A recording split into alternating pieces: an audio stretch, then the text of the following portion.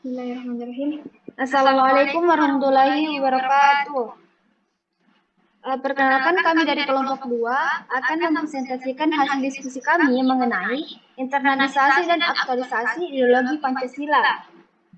Namun sebelum itu, saya akan memperkenalkan nama-nama anggota kelompok saya. Perkenalkan, nama saya Nabil Ekayanti dari jurusan Sosiologi. Perkenalkan, nama saya Dinda Taza dari Prodi Hukum.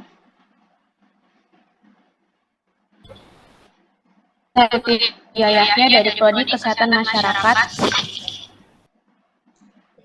Perkenalkan, nama saya Abdul Mabdul Kahfi dari Program Studi Ilmu Pemerintahan.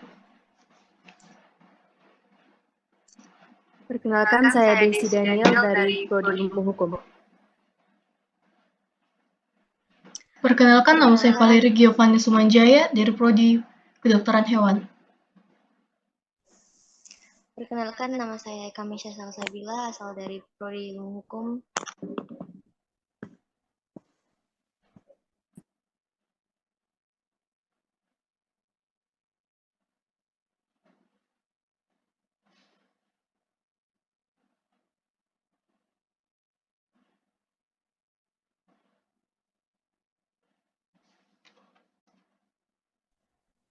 Nah, baik. Langsung saja, mari kita memasuki penjelasan materi mengenai rendahnya pemahaman dan pengalaman tentang nilai-nilai Pancasila pada generasi muda. Penjelasan ini akan dijelaskan oleh presentator pertama. Kepada presentator pertama, dipersilahkan. Pada materi yang pertama, yaitu rendahnya pemahaman dan pengamalan tentang nilai-nilai Pancasila pada generasi muda, yang itu penyebab terjadinya kasus kriminal yang melibatkan generasi muda.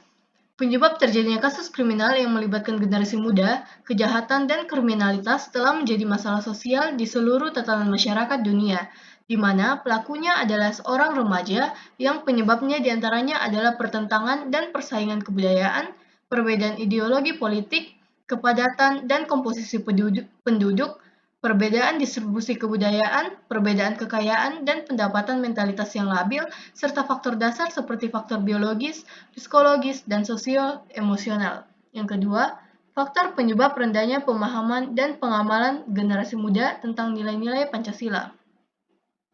Di sini, yang terjadi adalah karena membudarnya semangat nasionalisme dan patriotisme di kalangan generasi muda. Hal ini disebabkan pengaruh budaya asing yang semakin banyak pemuda mengalami disorientasi, dislokasi, dan hanya mementingkan pribadi atau kelompok tertentu. Selanjutnya, cara mengatasi rendahnya pemahaman generasi muda terhadap nilai-nilai Pancasila. Generasi muda perlu belajar menyaring budaya-budaya asing yang masuk ke Indonesia. Pancasila harus dijadikan acuan dalam bertindak dan bertutur kata, serta mengungkapkan rasa nasionalisme secara benar. Generasi muda diperlukan peran pemuda sangat penting dalam membangun peradaban kemajuan suatu bangsa. Dan selanjutnya, generasi muda perlu belajar dari masyarakat sendiri mengenai pewaris nilai-nilai Pancasila tersebut, yang dalamnya mengandung nilai-nilai sosial kemanusiaan, keterampilan, dan membentuk pengetahuan, sehingga nilai-nilai tersebut bisa diaplikasikan dalam kehidupan yang nyata.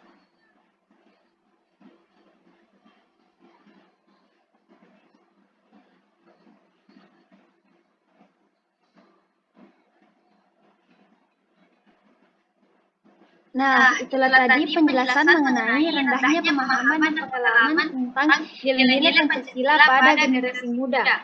Nah, penjelasan selanjutnya itu mengenai konsep internalisasi dan aktualisasi ideologi Pancasila yang akan dijelaskan oleh presentator kedua. Kepada presentator kedua, dipersilahkan. Oke, bismillahirrahmanirrahim. Terima kasih atas kesempatannya. Jadi kita masuk ke konsep internalisasi dan aktualisasi ideologi Pancasila.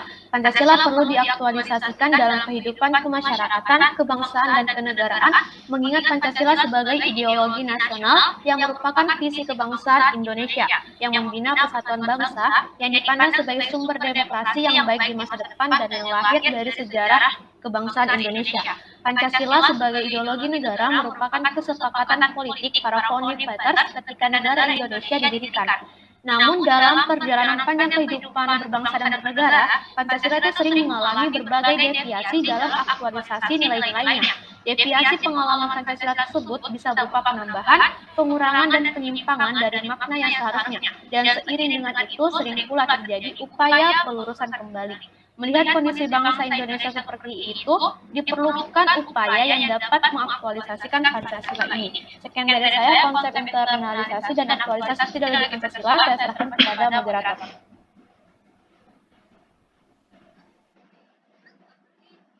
Nah, itulah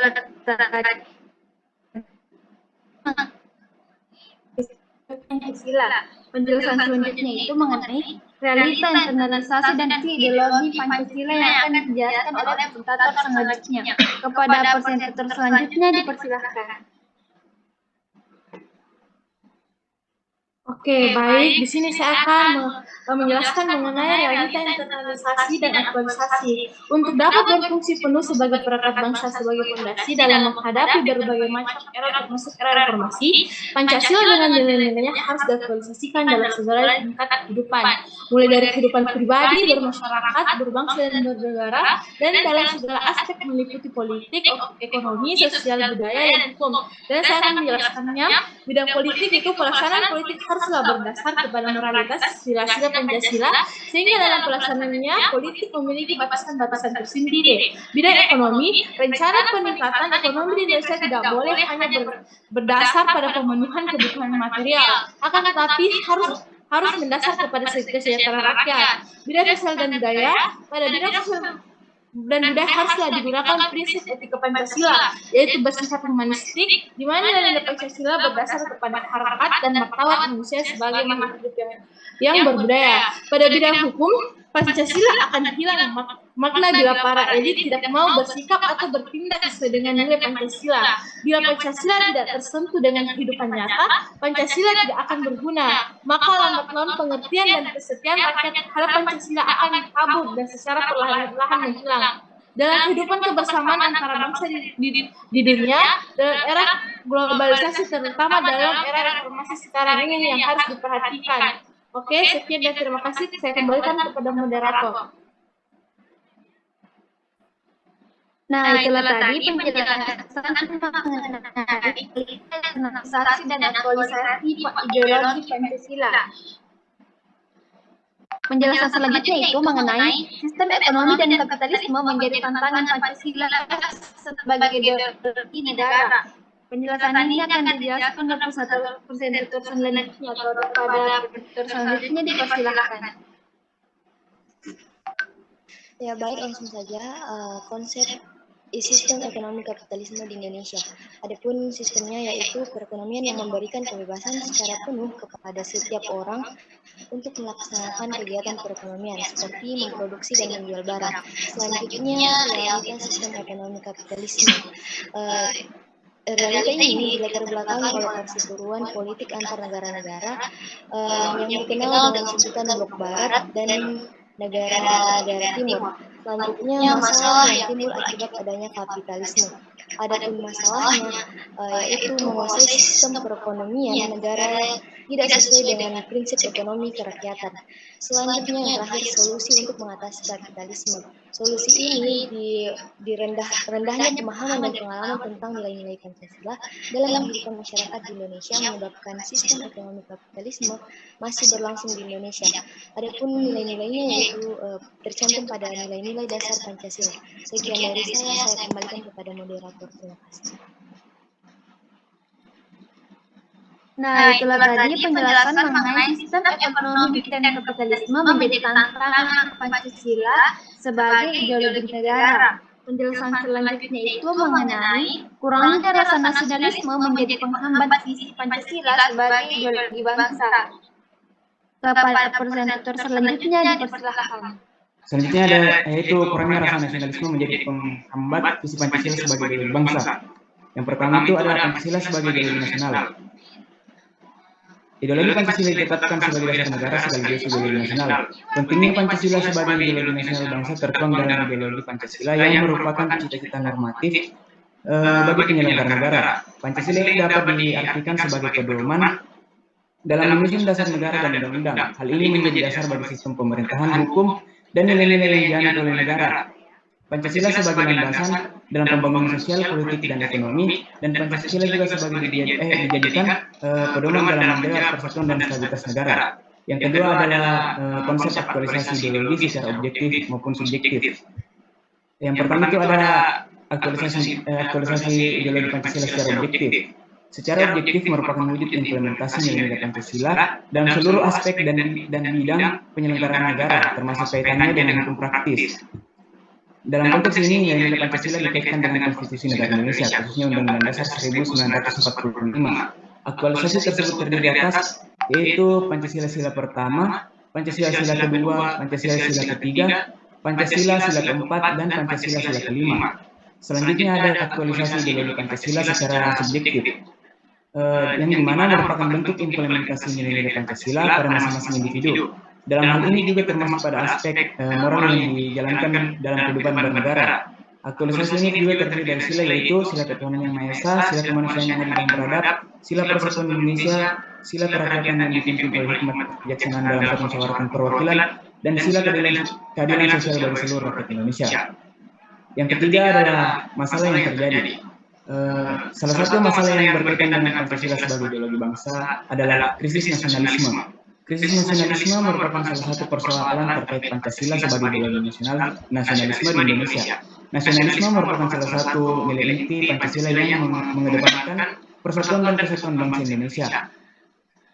Di mana krisis nasionalisme ini menimbulkan pergeseran nilai dan identitas. Maraknya globalisasi, teknologi informasi, dan budaya populer seringkali dapat mempengaruhi pemahaman dan jati diri nasionalisme. Beberapa faktor global mungkin lebih menarik bagi sebagian individu dibandingkan nilai-nilai nasionalisme. Akibat dari krisis nasionalisme ini pun juga bisa menyebabkan terancamnya keamanan, seperti terorisme dan separatisme yang dapat mengancam persatuan nasional. Dalam masalah ini, prinsip yang harus dipegang dari masalah ini yaitu tetap berpegang pada nilai nasionalisme yang telah diperjuangkan oleh para pendiri bangsa. Selanjutnya akan dilanjutkan oleh teman saya.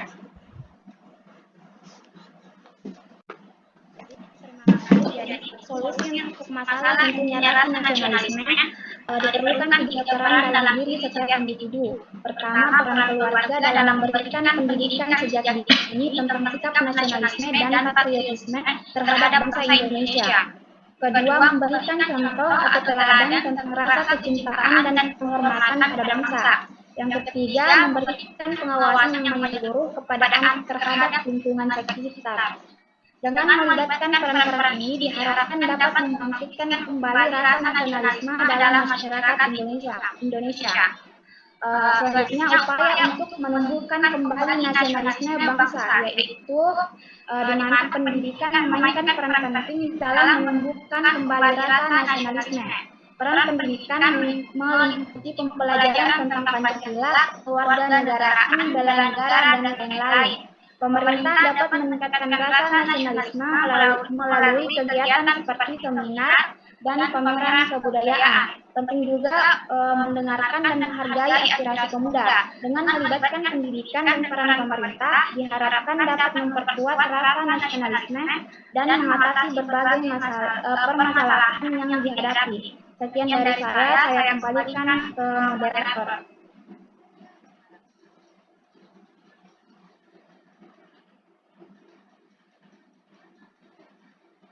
Nah, itulah tadi penjelasan mengenai kurangnya rasa nasionalisme menjadi penghambat visi Pancasila sebagai ideologi bangsa.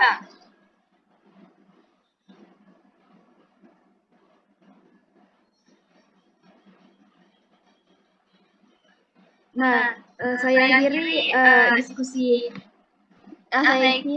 presentasi dari kelompok kedua ini dengan mengucapkan alhamdulillah kurang dari dimaafkan. Assalamualaikum warahmatullahi wabarakatuh. Waalaikumsalam warahmatullahi wabarakatuh.